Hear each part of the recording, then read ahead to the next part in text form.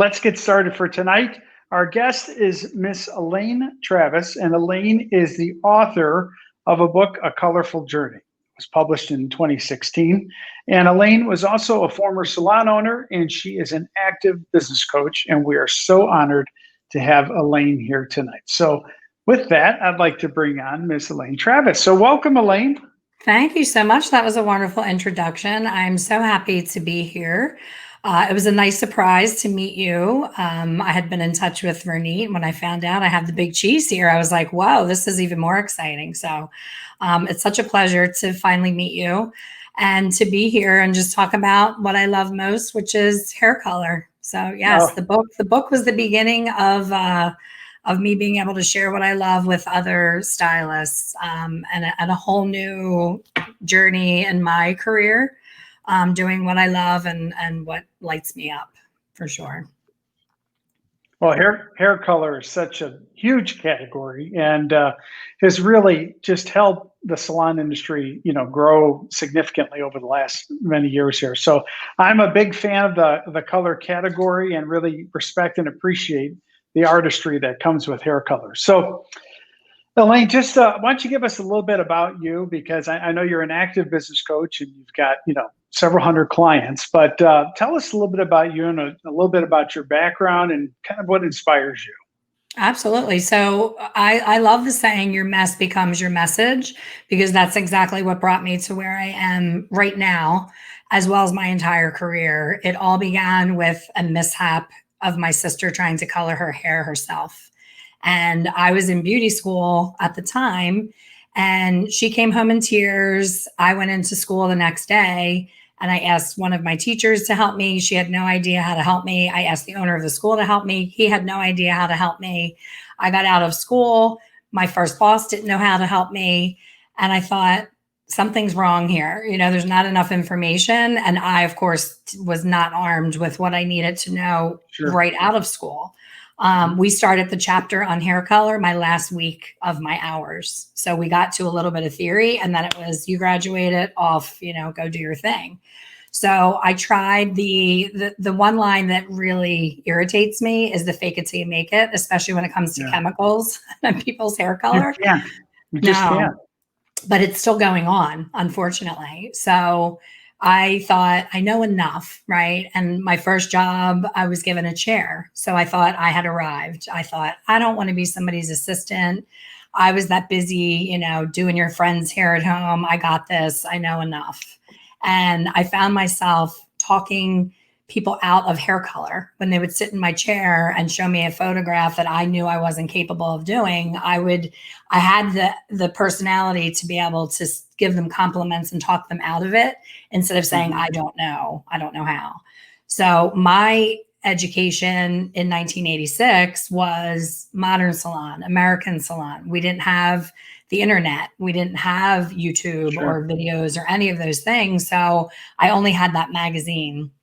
And the 1 month it landed in my lap, and I was sitting going through every page, as I always did.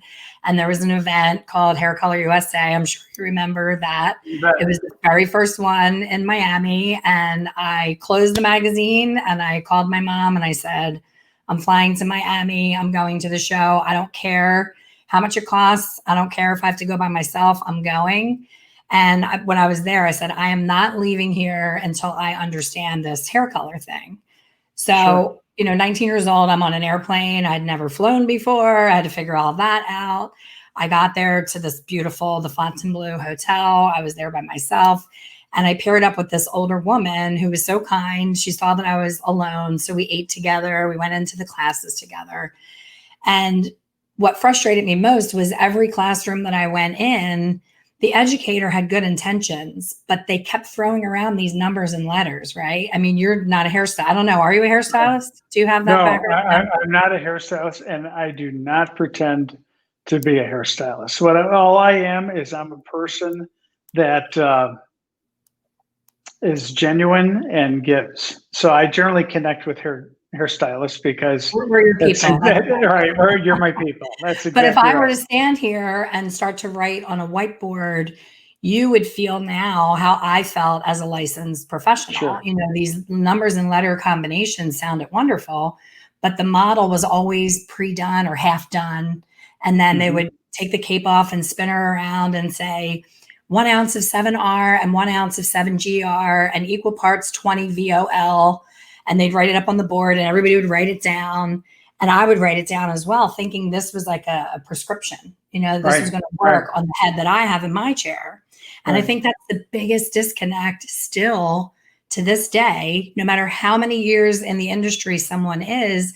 I think the biggest mistake is people think that hair color is paint, that this mixture, when I'm squirting a 7CR out of a tube, I think most stylists are thinking that copper red is coming out of that tube and being applied to the hair. So it's going to be copper red.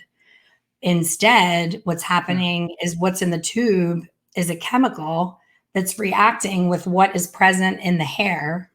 And then when the hair is lightened, all of this natural warmth comes out and it becomes the warmth plus the tube, and you meet halfway.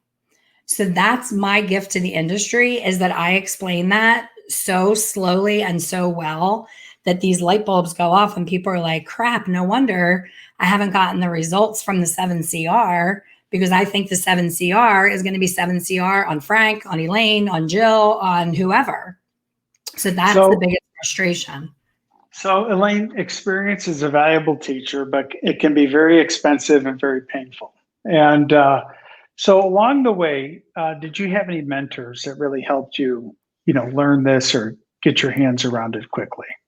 Well, the show that I went to that I was just talking about, the Hair Color USA, I got to the final gala, the last party of the weekend, still not understanding, feeling really defeated, broke because it was expensive to do all Sure, that. And I sure. met yet another woman who I wish I knew her name and I could squeeze her and tell her how much she did for my life. She has no idea. She's in the book. She started all of this. She very patiently, she said, what's wrong? You seem sad. I said, I'm really sad. I spent a lot of money to come here. I still don't understand hair color. I don't understand how this mixture on this hair turns it this color. I don't understand. And she very calmly flipped over. She had a regular business card and she flipped it over and she started writing. And I'm kind of looking at her like, what is she writing? And she was writing out the remaining pigment contribution that happens in the levels of lift. And I had never seen this before. I've never seen it since. I've never seen anybody teach it in a Sure. color class. And I Yeah. was like, it was like fireworks. I was like, oh my gosh, I totally get it. Like in my book, on page 7 of my book, I put that chart in there because this changed if I was a tattoo person, I would be wearing this proudly because this is Hmm. such a key to formulation. Somebody was just talking about it. I was in a forum before I jumped on here and they were like, I don't mean to be rude, but I don't understand this math equation. And, people were going back and forth and I commented and I said, I'm happy to explain it better.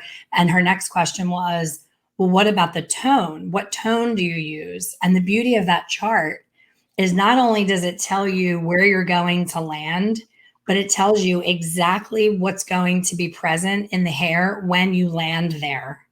So Hmm. the number one request that's in every problem, issue, concern, forum, back and forth about hair color is my client wants an ashy level 8. And I always snicker to myself, you're not going to get the humor, but there is no such thing as an ashy level 8. Level 8 Right. is very warm.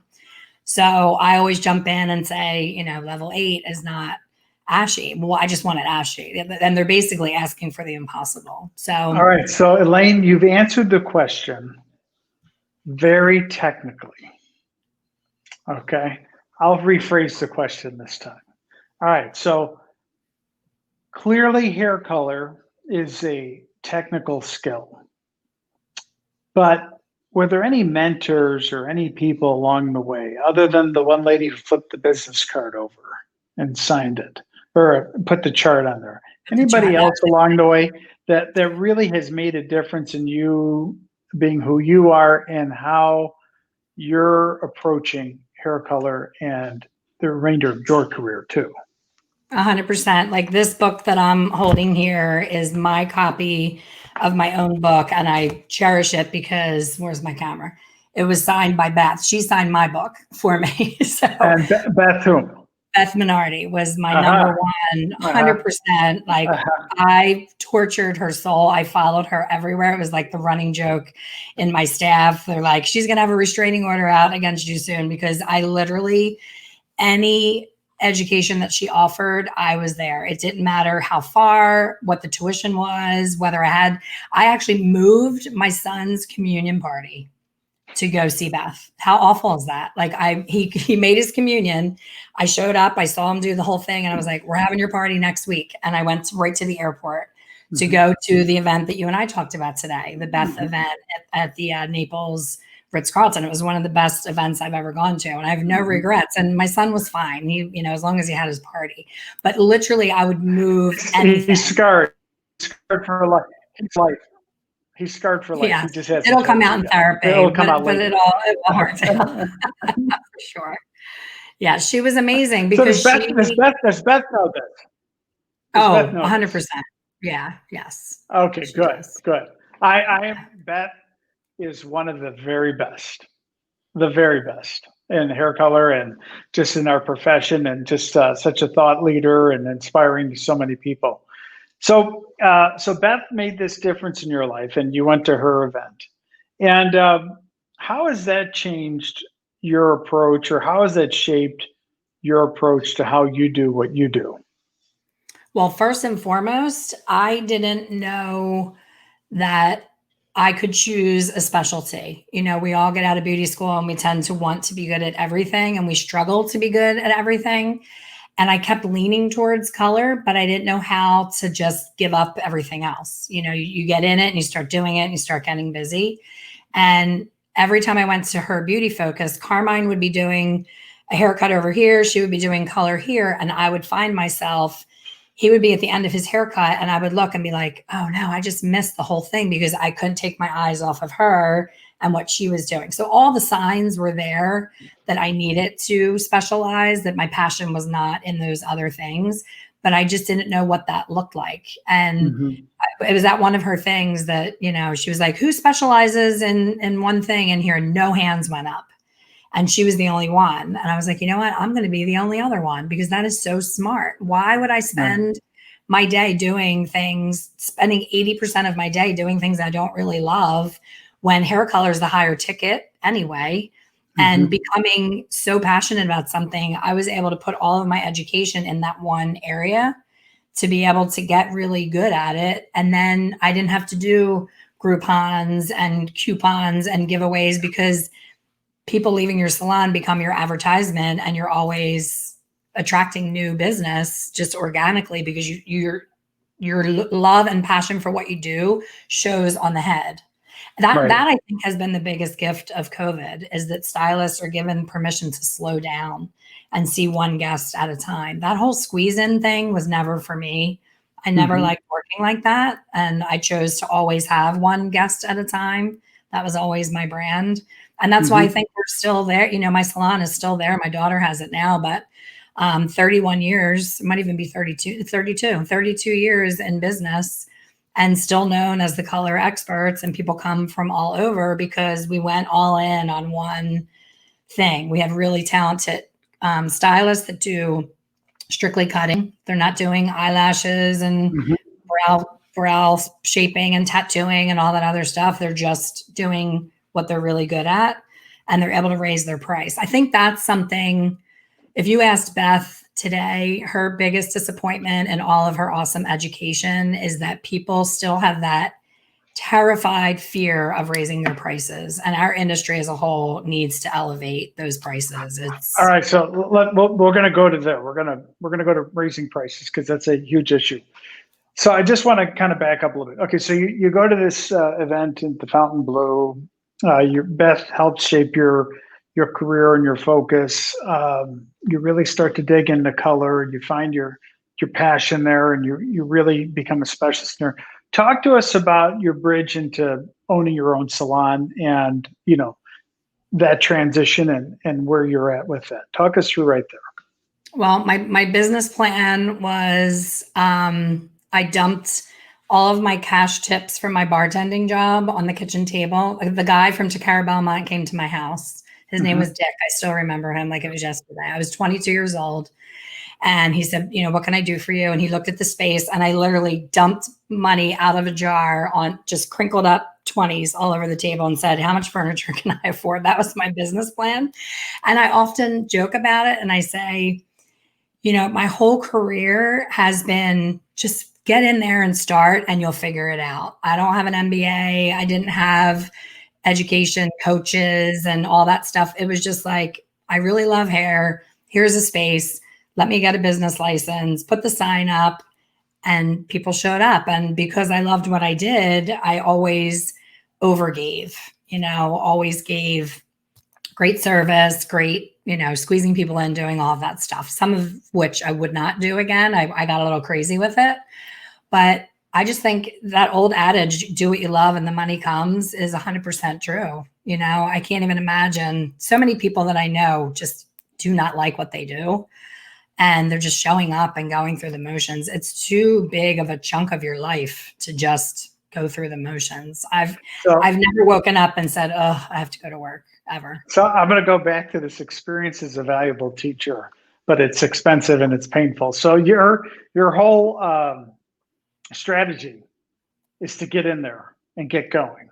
And you've had these experiences, and you learn from them, and you keep going, and you keep working your way through them, and you have this framework of over delivering, like just love people and bring them in. So Yeah. how did that work with your staff? Like, what did you see as a salon owner? Like, what's your advice when you're mentoring younger stylists along the way? Here you are, you're very passionate, you're very focused, you're courageous, you're willing to just get in there and do the work. That's it. Do the work your way through it. So how do you mentor younger stylists through that? If there was a pill for that, I would be 100% behind it. I think early in my career, I thought that modeling was enough. I thought that them seeing me behave a certain way was enough. I think there's definitely a difference between being a boss and being a leader. I tended to, in retrospect, I can look back and see Sure. that I was trying to pull people up instead of leading from behind. I was trying to drag people up to my level. And I would come home frustrated. My husband would say, if everybody was like you wouldn't have any employees, because they would all want their own business. And he would remind me of that. And I was like, yeah, that totally makes sense. But you only can live from your own perspective. So things just came so easy to me that I was like, how can you not see that? For me, the biggest frustration is when they don't have a client and they have a 3-hour gap and they leave and go shopping. I'm like, you're going to have that 3-hour gap every day if you keep leaving and going shopping. When I worked in a salon and had a 3-hour gap, I walked over to the Estee Lauder counter, introduced myself to the girl behind the counter and said, what time do you get off? I want to give you free color, and I'm going to give you stock of my cards. And anybody that comes to try a lipstick, tell them how much you love your hair and send them to me, and I'll keep doing your hair for free. I always found a way to fill the chair myself. I never blamed the salon or their lack of advertising. All that whining and that backroom bitching just triggers me. I'm like, I never sat in the back room. I went to Starbucks. I went to the department stores. I put old school back, 22-year-old Elaine was putting flyers under people's windshield wipers. I mean, you can't do that now. You would be arrested. But those are the things that we did because we didn't have social media.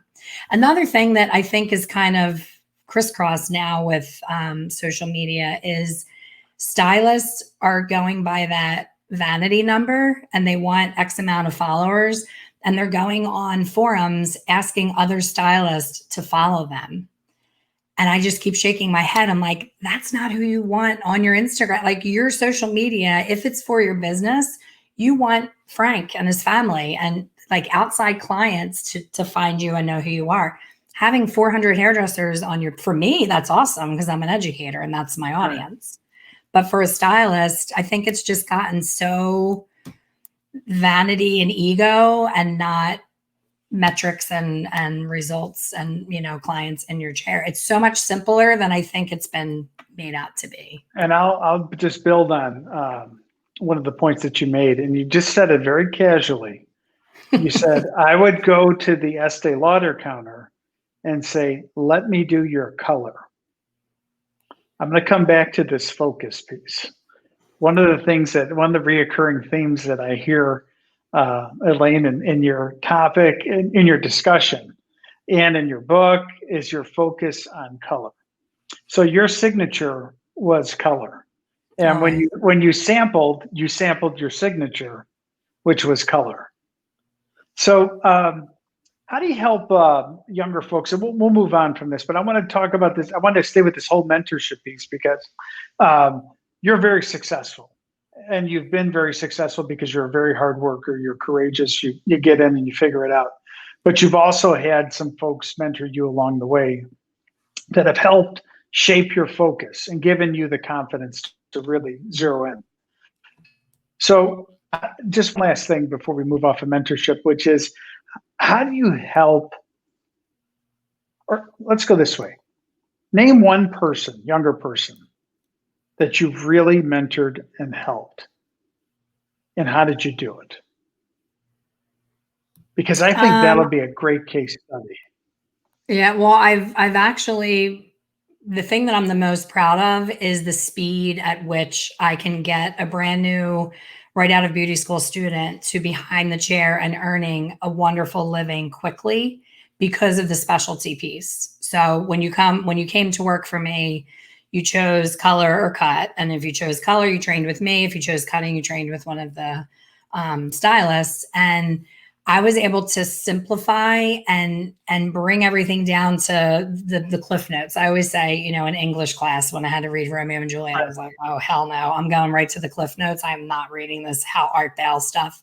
Mm-hmm. So there's so much fluff in a hair color education. And not that it's not important, but I often say when I'm standing behind the chair and I'm looking at a client, I'm not thinking about what ingredients are in the color, the chemical breakdowns and what's happening in the cutex and the cortical and the cortex. You have to know that.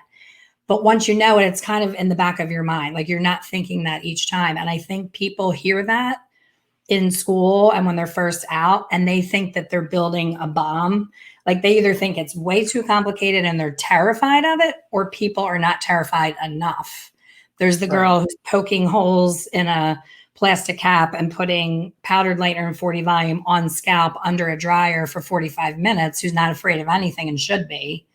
And then there's the stylist that's afraid of using Shades EQ for 20 minutes as a glaze on somebody, is terrified. So there's like too much extreme one way to the other. So my biggest success story is there's a girl that still works at my salon who started with me from beauty school. And she shampooed, she did the whole assistant thing. And I took her under my wing when I knew that I was opening a second location. And I said, if you trust me and you do the work, I'm going to show you everything, but you have to do the work and you have to be able to be open to seeing things differently.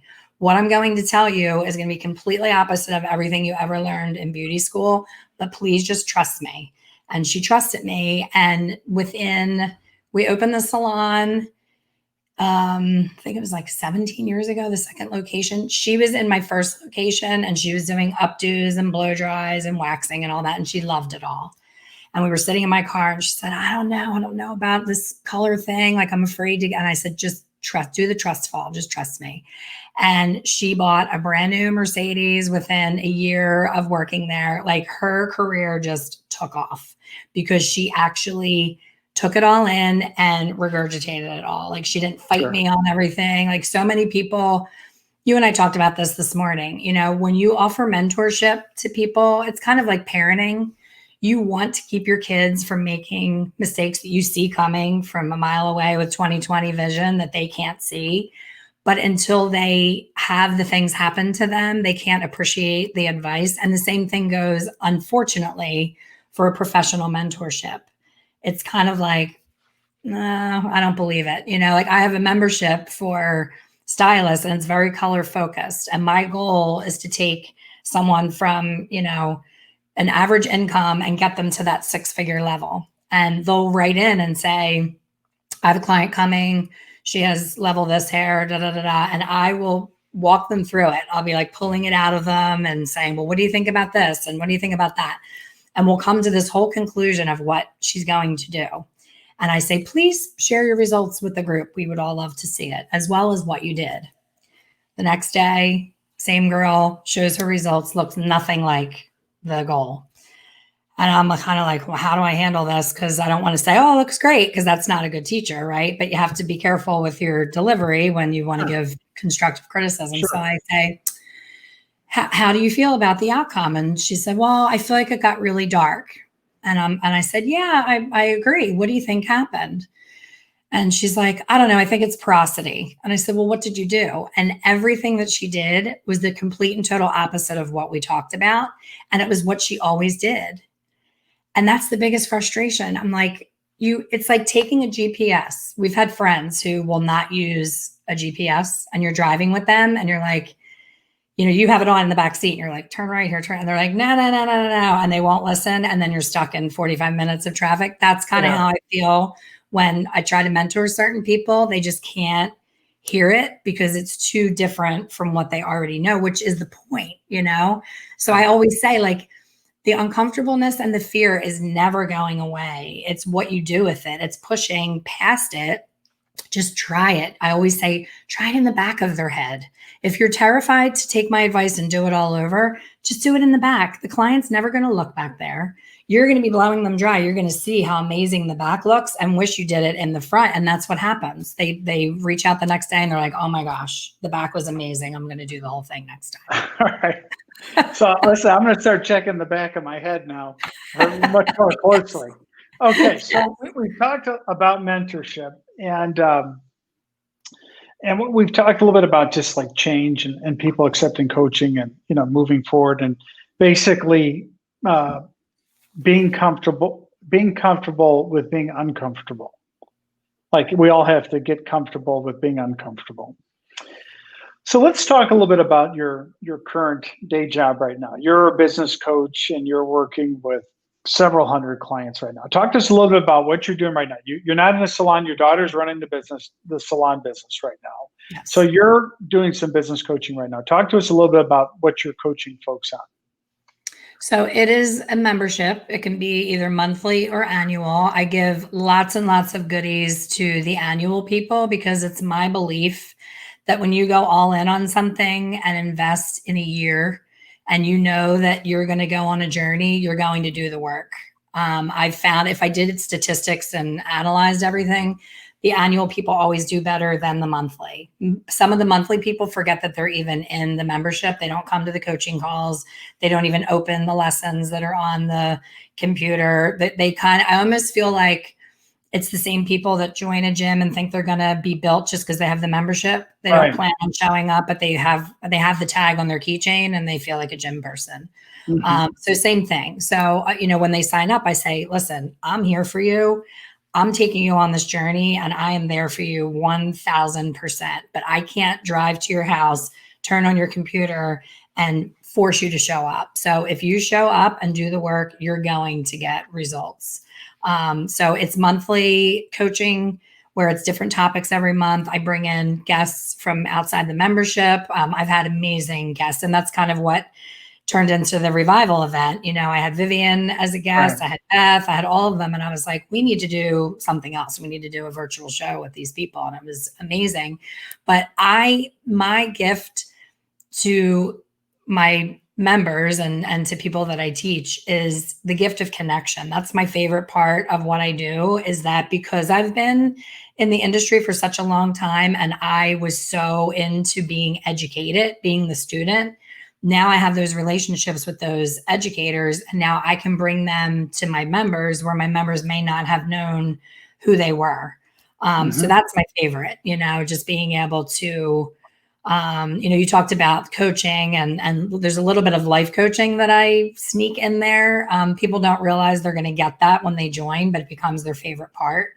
And the biggest part is setting up boundaries. I think hairstylists are the most guilty group of being so giving and so going the extra mile always for the client, but not having it reciprocated, and years and years of that So really wears you let's park right. Let's park right there, because we're going to get into a few topics here. So, what you've got several hundred clients. You're working with different folks now. What are like the three most common mistakes that you see that you would share with our audience?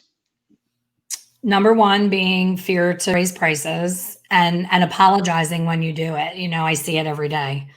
Due to the increase, everybody's freaking out right now. Apparently gloves have gone through the roof because Yeah, of they COVID. have. I didn't even realize that. Yeah. So the cost of gloves, I noticed, I went to get a few things for my own hair and I noticed it was a lot more expensive at the beauty supply. I was like, whoa, that was like a shock to me. So I know things are definitely, they're trying to make up for lost time. But that's the biggest thing, is how to raise prices, when to raise prices, and by how much. That makes me insane because it's so much easier than people make it out to be. It just goes up. When I raised my prices, I would open my laptop and I would raise everything. And when the client would come in, if it was, $95 last month and I raised it $3, when they came up to the desk, I would say $98. They'd say, here's my card. And I'd say, have a nice day. I'll see you in a couple of weeks. There was no orchestra with violins and apologies and, handing out tissues. It was $3, So I think frequent small increases over time, you're going to get there faster than these, like, I haven't raised it in 20 years and now I have to raise it $20. $10. Yeah, right. That's Okay. So that's number one. What's number two? Number two is not taking the time for a consultation every single visit. When I overhear a consultation being rushed by a coworker, I can predict in the first 5 minutes of that conversation how the end result is going to go, because I see the stylist talking at the same time as the client. They're not listening and they're trying to rush them through what they're trying to say. And I hear there's triggering words for me. Like if a client says gold when they really don't mean gold, a lot of clients describe color differently. So if I don't see photos coming out, if there's not an iPad or a magazine or some kind of visual, I'm just like, this is a disaster waiting to happen. So I think the consultation is undervalued a lot. And the other biggest mistake is thinking you can do something faster than you can. I mean, that's been like that should have been number one, because I watch people booking themselves and I look at the book and I'm like, how in the world do you think you're doing? Like, I know how much that hair that client has. I know she's always 10 minutes late. I know this, I know that. And oh, it'll be fine. And it's never fine. And it's always a domino effect. And a lot of stylists right now are upset because they have big gaps in their book. And I think COVID has made us all rethink a lot of things. And I think clients have had an opportunity to step away from their routine and realize they're not getting the service that they think that they deserve. And it's causing them to look elsewhere. Now, something I'm proud to say is my members, because they up their game with their hair color skills, they're reporting to me that they've never had so many brand new clients coming to them. They're not advertising, they're not doing anything. They're just showing up. I'm like, that's awesome. That's what we talked about. Because when you level up what you're putting out, it's going to happen. You're not going to have to worry about all that other stuff. I think not enough education is being put in the right areas.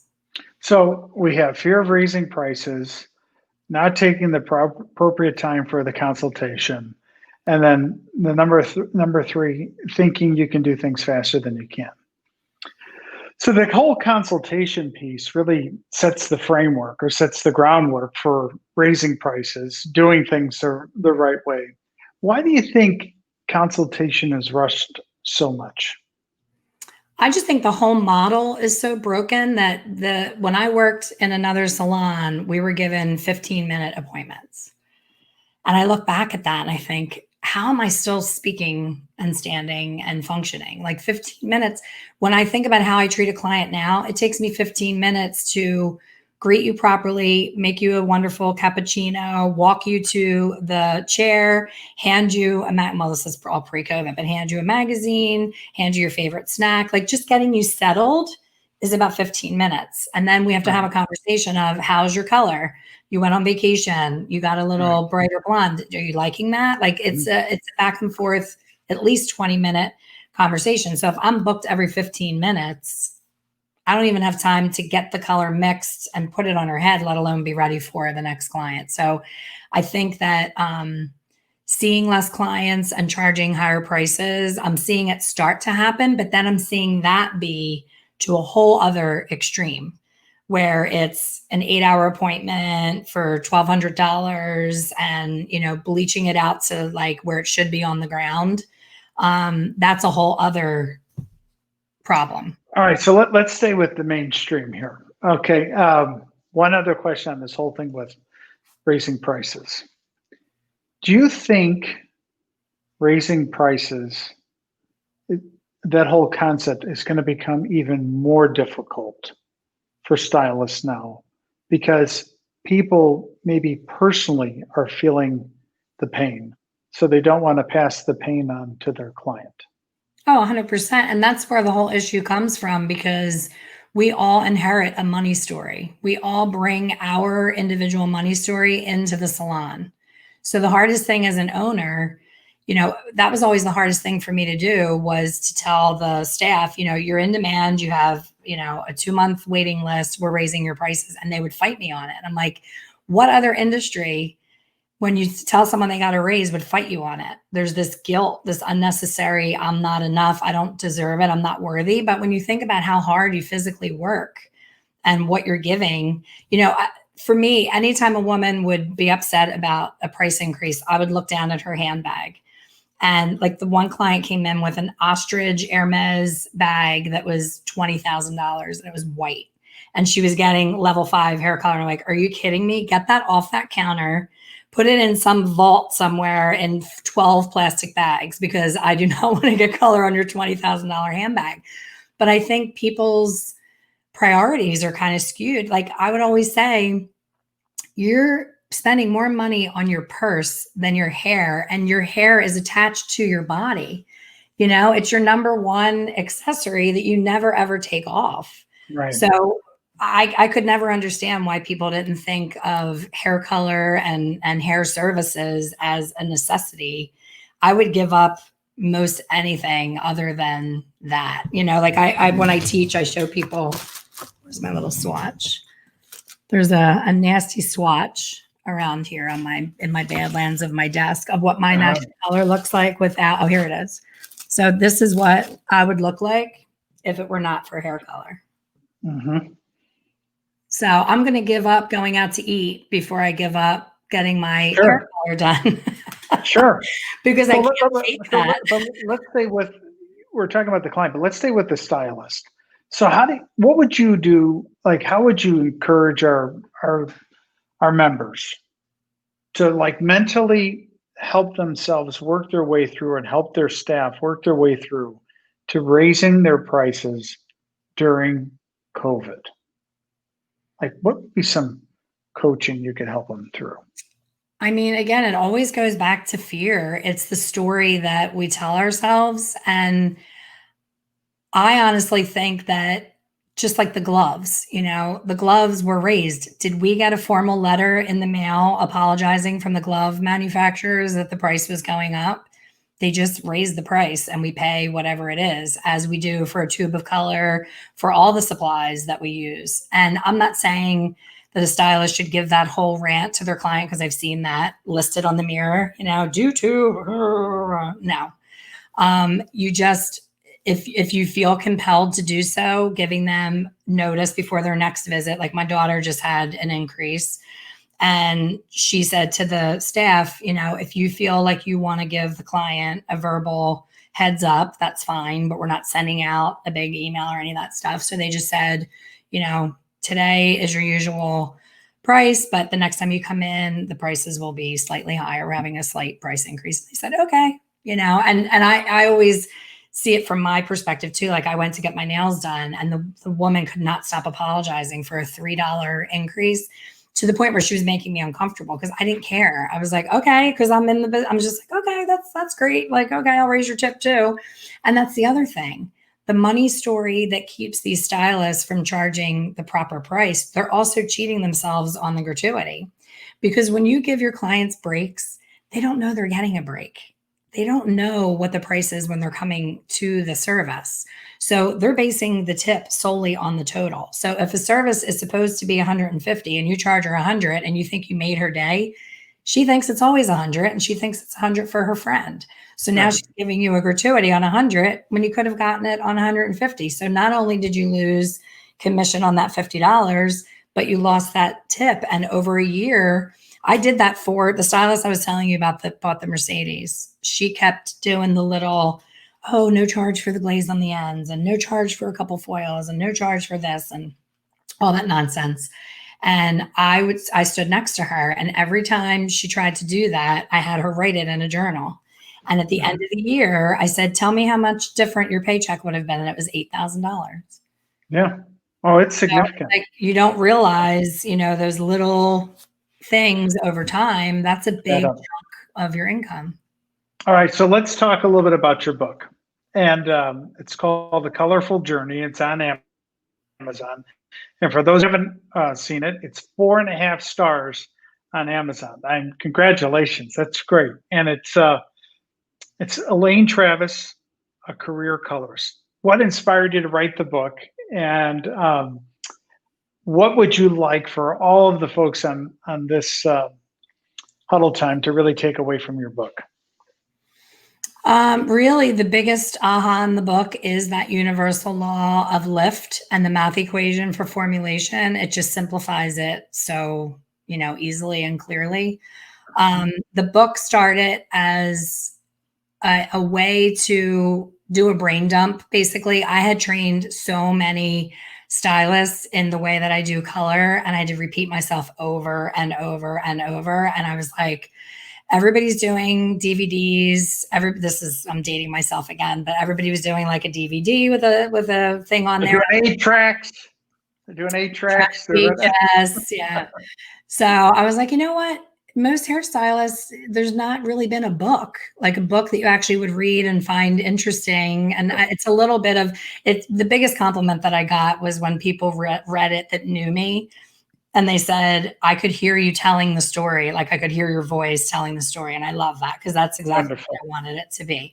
But I want to share with you, everyone who's watching and share the link. I'm giving away 2020 digital copies of the book because I want my memory of 2020 to be that I gifted all of those books and I helped new stylists, existing stylists, struggling stylists, experienced stylists, any level of stylist. You're going to get something from the book, even if it's a marketing idea or something, with brassy hair or a technique. There's a lot of different things in there. It's an easy, quick read. It's 98 pages. It's not a scholarly journal. There's a lot of passion in there and just easy, bite-sized things that if you take them and run with it, can make a big difference in your career. So everybody gets a copy.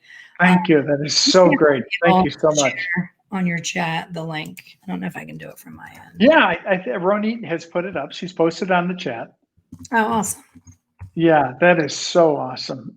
So what inspired you to write the book? Just the lack of that information, the fact that I had to get on an airplane and fly and accidentally meet that woman. I thought there's a lot of me's out there that are frustrated with not really understanding how color really works and what does this color wheel mean? What does green and purple and blue and all of that have to do with hair color? That was my biggest disconnect. So it was, how can I simplify that and make it more digestible and real life? Like there's, I don't know if you got a chance to read it, but there's a mother-daughter in there. This is my favorite thing other than that chart. It's this mother and daughter have the same exact formula. And you see how different the result is. And that just shows that example of it's not paint. It's not a white piece of paper. It's a combination of things. going on, and it gets so easily predictable that it's incredible how easy it really can be. It really is. It's frustrating to me that I can't reach more people sooner in their career. Mhm. Okay, so let's use that as a transition point. So here you are, you're at a different point in your career, and you run into yourself, your younger version of yourself at 19. What do you tell your younger version of yourself at 19 in the year 2021? Given what we have, what do you tell yourself? What advice do you give the 19-year-old version of yourself in the year 2021? Honestly, I wouldn't change a single thing, except I would say make exercise part of your life to where it just is what it is. I have yo-yoed up and down with dieting and exercise. I've gotten super skinny and fit and been miserable because all I wanted to do is have, my favorite food. I would always be on a diet and say, I can't wait until I get to my goal weight so that I can do all the things that I didn't do, Right. Right. So seeing people that have really taken care of themselves, I think this is such a physical job, and I never properly hydrated. I always would forgo my lunch and my own needs to squeeze that other client in. And it wreaks havoc on your metabolism, on the cortisol, and the belly fat, and all the things that I'm learning in my 50s now. I wish that I knew in my 20s. So it's more on a personal level of, take care of yourself and have a damn boundary once in a while. Stop being a doormat and letting clients guilt you into over serving them. You always have that client that's chronically late or no shows a million times. And I see it all in the forums now. And I'm like, oh no, that doesn't happen anymore. We have contracts and systems for that. So I was never a system person. I always kept everything really loose and fun and personal. And I think you blur the line between friendship and client. And I think that then leads to not charging the proper prices, not having the boundaries. It all kind of comes together. So that's what I would tell her is, you've got this, everything is going to come together, because I always knew it would. I think if you're willing to do the work, you cannot not succeed. The people that are the woe is me whiners and complainers are the ones sitting in the break room on their phone watching TikTok. They're not out trying to learn new things. The education, I mean, my God, what a time to be in the industry. You can be educated anywhere, Right. with the palm of your hand on a phone. So that's, God, if I would have started out now, I can't even imagine what I could have accomplished if we had the internet. But and no, I have no regrets. I had an amazing, now actually I do have one regret, not putting my own family first. My salon was my first baby. So I gave up a lot of the family time for the business, and I regret that. But you know what? Your daughter's in the business now. Both of your kids are studying entrepreneurship. They love their mom. It's all good. It's all good. it all turned out. Yeah. Elaine, thank you so much. Really appreciate it. This was just a wonderful journey tonight with you. And it surely has been a colorful journey. And thank you so much for donating 2020 copies of your book. We will all be good students and read it and learn from you, just as you had learned from others along the way. And I would encourage all of us to really think about mentoring and how we're making a difference in the lives of others. Clearly, mentors have made a difference in all of our lives and all of our careers.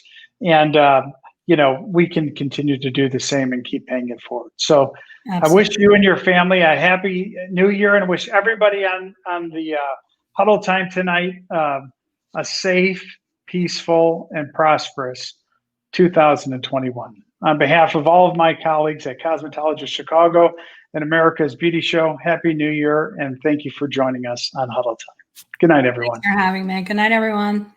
Good night.